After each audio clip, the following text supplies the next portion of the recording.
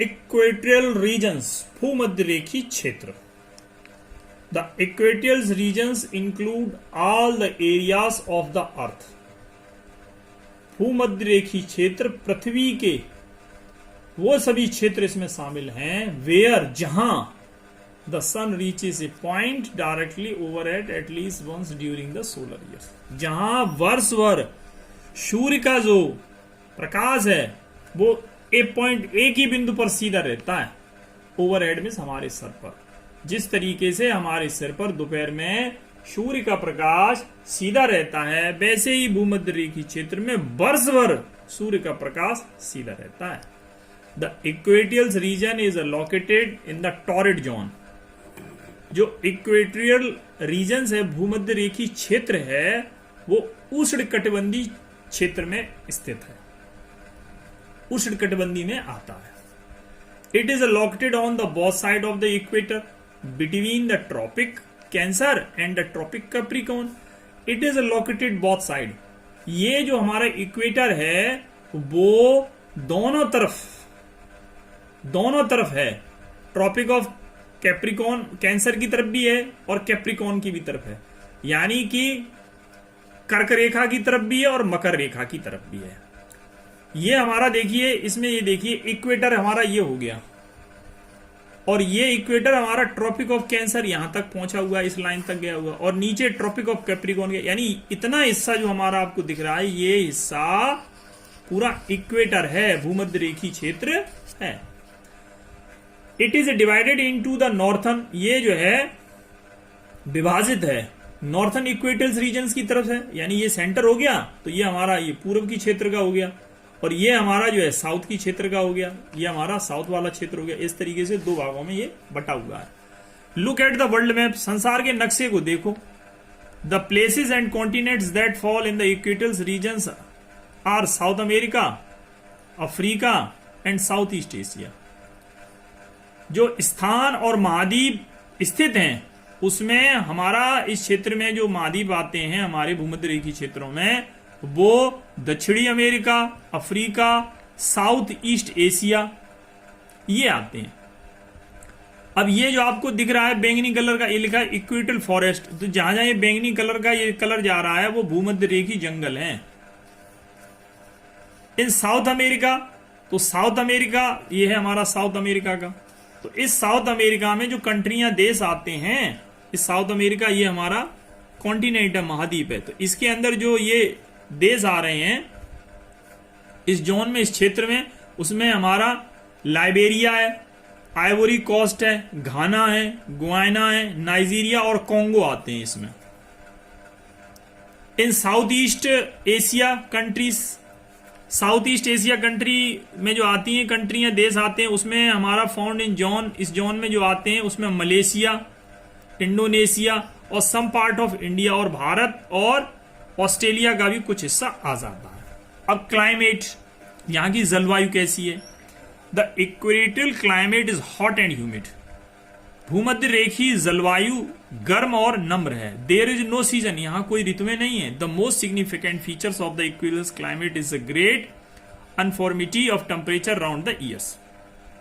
जो यहां का सबसे जो महत्वपूर्ण, जो यहां का इस मौसम का जो फीचर है, कारक है, गुण है, वो ये है कि यहां पर मौसम सामान्य रहता है पूरे वर्ष भर। It rarely falls below 22 degree Celsius due to the afternoon clouds. The temperature also rarely rises above the 32 degree Celsius. यहां पर 22 डिग्री तापमान जाता है, और दोपहर गर्मियों में जब बादल छाते हैं तो अधिकतम 32 डिग्री तापमान होता है। The climate involve 12 hours of light and 12 hours of darkness. यहां पर 12 घंटे का उजाला रहेगा और 12 घंटे यहां अंधेरा रहता है। The rainfall occur almost every day. बरसात जो है यहाँ प्रतिदिन होनी है। Afternoon with the heavy thunderstorm, यहाँ दोपहर में प्रतिदिन बरसात बिजली की गरज चमक के साथ होती है। नेचुरल वेजिटेशन, यहाँ की प्राकृतिक वनस्पतियां। The high temperature and very heavy rainfall produce luxuriant vegetation in this areas. यहाँ पर एक तो काफी ऊंचा तापमान रहता, उच्च तापमान रहता, खूब सारी वर्षा भी होती है, इसलिए इस क्षेत्र में वनस्पतियों की भरमार रहती है। The equatorial forest are the largest evergreen forest in the world. भूमध्य रेखी जो जंगल हैं वो संसार के सबसे सदाबहार रहने वाले जंगल हैं, यानी हरे भरे रहते हैं सदा। The name evergreen is given because the trees never shade there leaves at the same times. इन्हें नाम सदाबहार इसलिए दिया गया है क्योंकि यहाँ के पेड़ जो होते हैं वो एक समय पर सारी पत्तियां नहीं गिराते हैं। The most remarkable feature of the equators most forest is the great variety of trees found densely in several layers.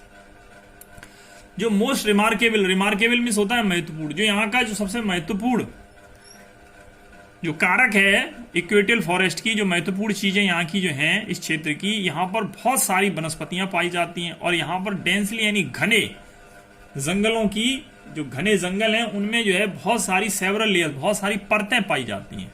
The lowest layer is the forest floor. जो नीचे की परत होती है जिसे हम जंगल की सतह कहते हैं, the layer above it is the serve layer. तो इस परत को हम सर्व लेयर कहते हैं, यानी झाड़ी वाली परत कहते हैं। Third layer which is known as the understory, और तीसरी जो परत है जिसे हम अंडर स्टोरी यानी नीचे वाली, कंप्राइसेस फर्म्स, जो कि चौड़ी पत्तियों से मिलकर ऑर्किड्स एक प्रकार का फूल का पौधा होता है, क्रीपर्स बेलें और घास से मिलकर तैयार होती है। The creepers and vines climb the tall trees. बेलें और बाइंस में अंगूर की बेलें लंबे पेड़ों पे चढ़ जाती हैं, ठीक है। किसके लिए चढ़ जाती हैं? To reach sunlight due to the thick canopy.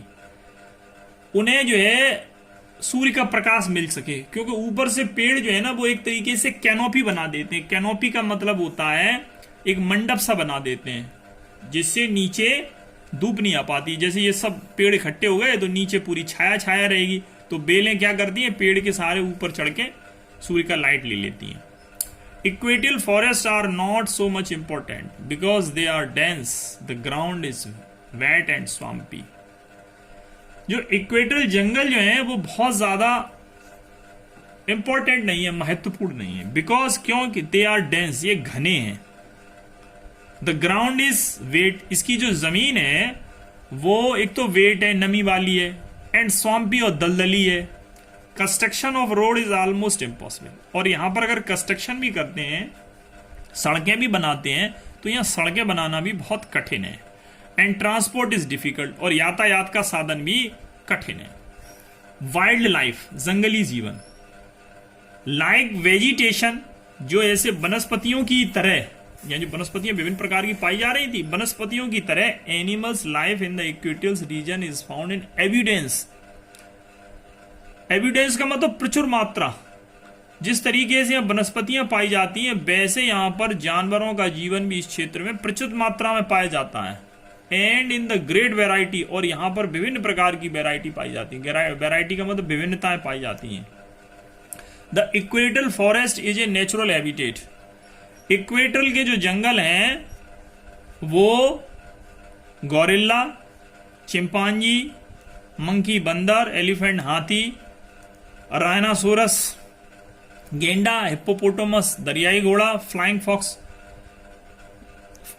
And flying squirrel. Flying foxes का मतलब हो गया हमारा एक तरीके से चमगादड़, और उड़ने वाली गिलहरियां, और मगरमच्छ जो कि इन्हें हम घड़ियाल कहते हैं, और क्रोकोडाइल, ये हमारा मगरमच्छ हो गया। बैट्स चमगादड़ हो गए। ट्रीज इग्वानास, ये ट्री इग्वाना हो गया आपका। स्नेक सांप, और टर्टाइल्स कछुए, ये इस क्षेत्र में पाए जाते हैं। Colourful birds like toucans, humming birds, macaws and parrots are found in this forest. रंगीन चिड़ियां भी इसमें पाई जाती है, जैसे टक्कून है, हमिंग बर्ड है, मक्कास है, और तोता भी इसमें पाया जाता है। ये हमारी टक्कून्स है। Variety of insects are found, many of this are disease carrying types. यहां पर विभिन्न प्रकार के कीड़े मकोड़े भी पाए जाते हैं जो कि बहुत सारी बीमारियां फैलाते हैं। The famous anaconda snake is found in the Amazon basin in South America. जो प्रसिद्ध एनाकोंडा सांप जो है वो दक्षिणी अमेरिका के अमेज़न बेसिन में पाया जाता है। अब ह्यूमन लाइफ, लोग यहाँ रहते कैसे हैं? Equatorial regions are the most thinly populated parts in the world. Equatorial regions यानी भूमध्य रेखीय क्षेत्र में रहने वाले लोगों जो हैं उनकी संसार में जो सबसे कम आबादी है वो इसी क्षेत्र में पाई जाती है। Some tribes are found in dense forest, कुछ कबीले घने जंगलों में पाए जाते हैं। Life is very tough of these tribes, इन कबीलों का जीवन बहुत कठिन है। Malaria and sleeping sickness are common diseases in this regions, malaria और नींद की बीमारी यहां पर इस क्षेत्र में सामान्य बीमारी है। The Semangs of Malaysia, Malaysia के जो लोग थे, आदिवासी लोग थे, उनको सी मेंजिस कहा जाता है। मलेशिया के Semangs and pygmy of Congo, Congo के पिग्मी, ये पिग्मी है, पिग्मी लोग हैं कॉन्गो के, are most well known people of this region, इस क्षेत्र में इन लोगों को अच्छी तरीके से जाना जाता है। Pygmy are unusual as they are very short, pygmy लोग जो होते हैं सामान्यतः छोटे कद के होते हैं, ये पिग्मी लोग हैं, ये छोटे कद के हैं। Some other tribal people such as the Dayaks, यहां पर और भी कई कबीले या जनजातियां पाई जाती हैं। डयाक्स जो हैं वो बोर्नियो के डयाक्स, बेंटोस ऑफ कॉन्गो, कॉन्गो के बेंटोस, खूबस ऑफ सुमात्रा, सुमात्रा के खूबस, एंड द एमाजोन इंडियंस, और एमाजोन इंडियंस जो हैं फॉर्म द फॉर्मिंग कम्युनिटीज, ये लोग जो हैं वो खेती बाड़ी करने वाले समुदाय हैं। Shifting agriculture is practice by most of them, अधिकांश लोग जो हैं वो खेती बाड़ी के काम में लगे हुए हैं। The main crops of this region are cassava, यहाँ की जो मुख्य फसलें इस क्षेत्र में होती हैं उसमें कसावा, कसावा एक पेड़ होता है जिसकी लकड़ी को पीसकर आटा तैयार किया जाता है। याम्स अरबी, मेज मक्का, बनाना केला, ग्राउंडनट्स मूंगफली, and number of other vegetables, और भी अनगिनत वनस्पतियां होती हैं। Most of the farming work is done by women, अधिकांश खेतीबाड़ी का काम औरतें करती हैं। Man do hunting and fishing job, आदमी जो है वो शिकार का और मछली का काम करते हैं। After 2 or 3 years when the fertile of the soil is depleted, the natives move to a new area usually nearby, जब 2-3 वर्षों बाद जो फर्टिलिटी होती है, जो इसकी उपजाऊपन होता है मिट्टी का, वो डेप्लेटेड यानी कम हो जाता है। जब उस पर 2-3 वर्ष खेती बाड़ी करते हैं तो मिट्टी की जब उपजाऊ कम हो जाती है तो ये लोग क्या करते हैं, नेटिव्स पास में ही जो है अपने चले जाते हैं दूसरे नए क्षेत्रों में और वहां पर खेती बाड़ी करने लगते हैं। यूरोपियंस एक्सप्लॉटर्स दीज एरियाज, यूरोपियन लोग जो है इस क्षेत्र में बहुत से लोग कूद पड़े हैं, आ गए हैं, कब्जा सा कर लिया है उन्होंने। And establish many large plantation, और यहां पर उन्होंने बहुत से बागान स्थापित कर दिए हैं। The agriculture plantation has been worldly used in Indonesia, यहां पर जो है खेती बाड़ी के जो बागान हैं वो इंडोनेशिया, मलेशिया, पश्चिमी अफ्रीका और सेंट्रल यानी मध्य अमेरिका तक फैले हुए हैं।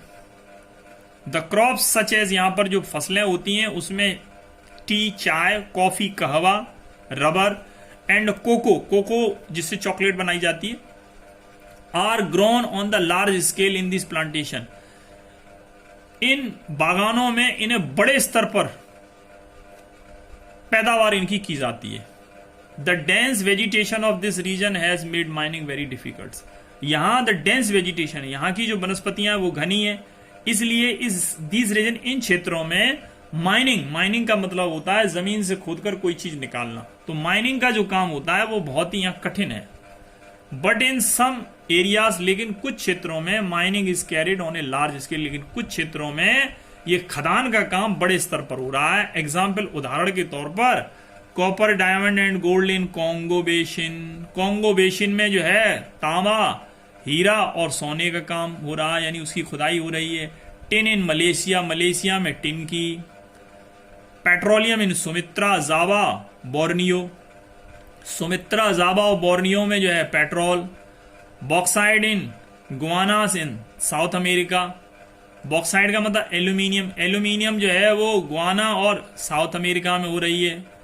And oil in Brunei and Indonesia, और ब्रुनई और इंडोनेशिया में तेल का काम हो रहा है। The major commercial centres are Jakarta, capital of Indonesia. जो यहाँ के जो मेजर हैं आपके कमर्शियल व्यापारिक जो केंद्र हैं वो जकार्ता, जिसे हम इंडोनेशिया की राजधानी कहते हैं, जावा सिंगापुर, कुआलालंपुर जिसे हम कैपिटल ऑफ मलेशिया, मलेशिया की राजधानी कहते हैं, अंकारा इसे हम capital of Ghana, West Africa ही कहते हैं, Kisangani and Kinshasa capital of Congo, जो कि कॉन्गो की राजधानी है।